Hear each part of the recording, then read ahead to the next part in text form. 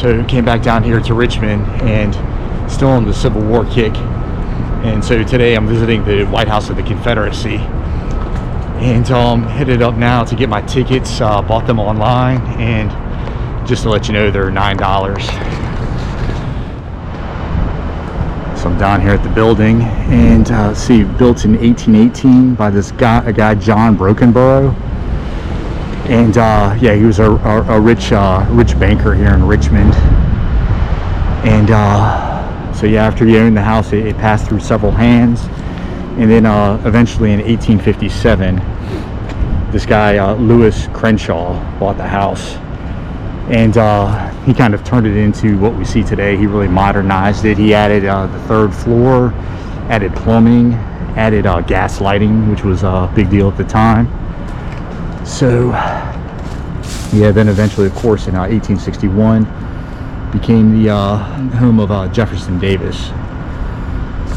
So there's a little stepping stone for to get on the horse and buggies. A little thing to tie your horses up on. So yeah, Jefferson Davis lived in the house for 4 years. He left, of course, in 1865. And after he left, it was actually turned into a Union headquarters, or I guess it would be, just a US headquarters for Reconstruction. So quite a flip. And yeah, it served as a U.S. military headquarters for a few years, and then it was eventually turned into a school. So, and it was a school for about 20 years, and then in 1896, it became a museum. And all right, so it looks like this is a propeller here, drive shaft. This is for the Merrimack, ironclad, Virginia. And it was made over at Tredegar, and that's a big reason why the Confederacy moved its headquarters up here, was because of the big iron plant. So yeah, I was going to say, like I was saying, and 1896 became a Confederate museum, and then eventually 1976 it just became a just American Civil War museum in here. And it was a museum here up until 2 years ago, where it was eventually moved over next to Tredegar. That's where I was last week. So yeah, and at the time all the dependencies were over here, and actually had a 2-story kitchen. So a little bit on Jefferson's personal life. Just to let you know, he was married twice. His first wife was actually Zachary Taylor's daughter, and she died 3 months after marriage. She died of malaria. So, and then several years later, when he was 35, he married an 18-year-old, a lady named Verina. And yeah, they ended up having 6 kids. And 3 of the kids died in infancy, and then 2 more died as young adults. So yeah, 5 of his 6 kids, or he only had one child, a daughter that married, had kids, and lived a full life. So, and then a side note, his 4th child, Joseph, he died when he was 5 years old here at the mansion. He actually fell from a balcony. They think it was this balcony. He was climbing on it, and he fell to the brick surface below. And at the time, this wasn't the surface. The surface was down there, if you can see. So pretty tragic. And yeah, poor guy. Let's see, he had his father died when he was 16. His first wife died 3 months after marriage.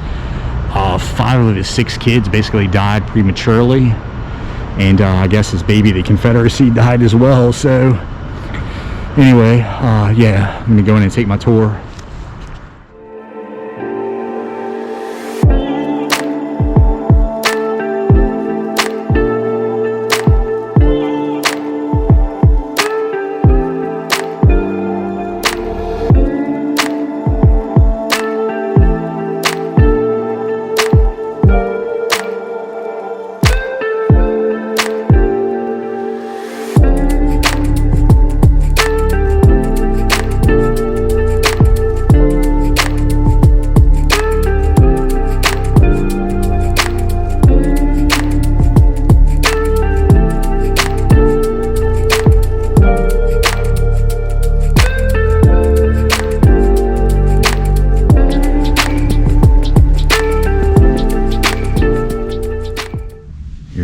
haven't seen before. This is called a cellaret.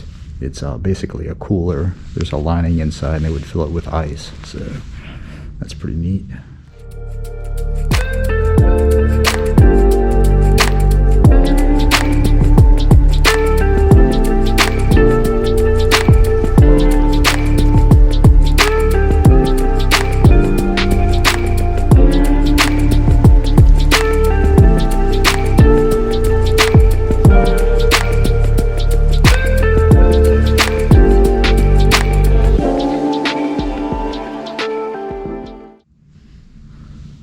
This would be the ladies' parlor. Another one of these gasoliers.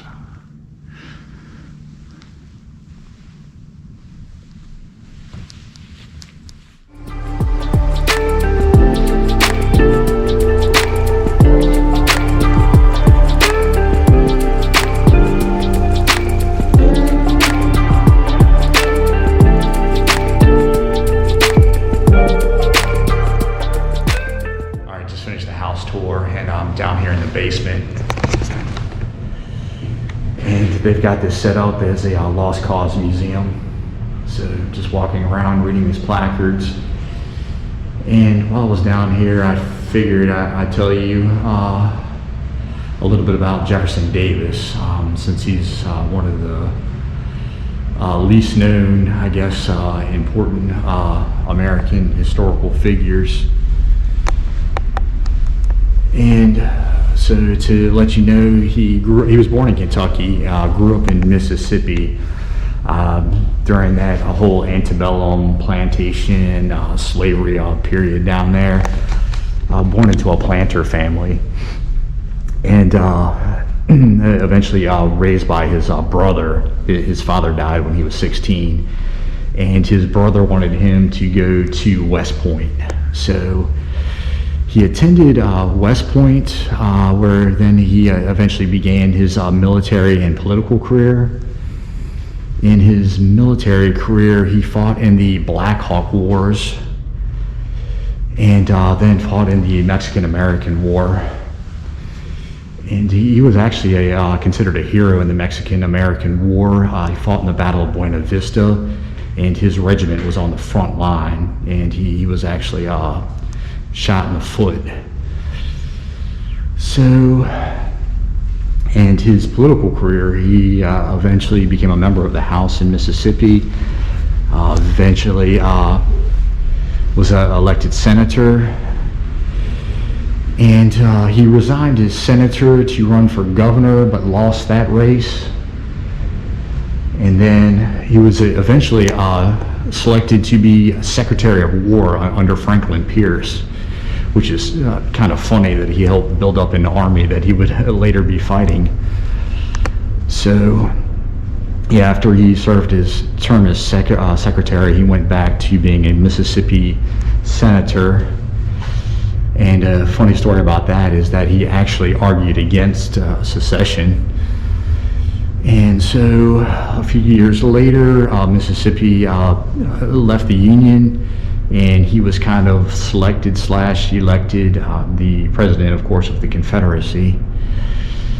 And so we know what happened with that. So fast forward to 1865, and right before Richmond was burned, he left. He fled south, and didn't want to admit defeat. He was trying his hardest to hold on to the Confederacy. And yeah, he made many stop-offs going south to meet with different generals, different political leaders. I know he stopped in Danville at one time, had a meeting with the mayor of that town. He met with another general, General Johnson, and they all pretty much told him that, hey, it's over, give it up. But anyway, so he kept heading south. He ended up in Georgia. And yeah, that's where he was caught by Union soldiers. And so then he was in prison. He was charged with treason, imprisoned, back where I started, and sent to Fort Monroe out there near Hampton. And yeah, he stayed at Fort Monroe for just over 2 years, where he was actually eventually released on bail. And kind of funny because some northern industrialists were some that actually contributed to his bail. And so yeah, he was released. He was actually never charged with treason. President Johnson was afraid he would be considered a martyr. But so anyway, yeah. So after he was released, let's see, he spent a little bit of time in Europe. He settled for a time in Tennessee. He actually he managed an insurance company that ended up going under, and so yeah, he ended up dying in New Orleans. And then he was buried in New Orleans, and then a few years later, he was moved up to the Hollywood Cemetery here in Richmond. All right, forgot to say my goodbye. So finished up with the tour, and yeah, pretty cool how they've got that place preserved in the middle of the city like that. Reminded me a lot of the John Marshall building. Anyway, yeah, I'm out of here. See ya.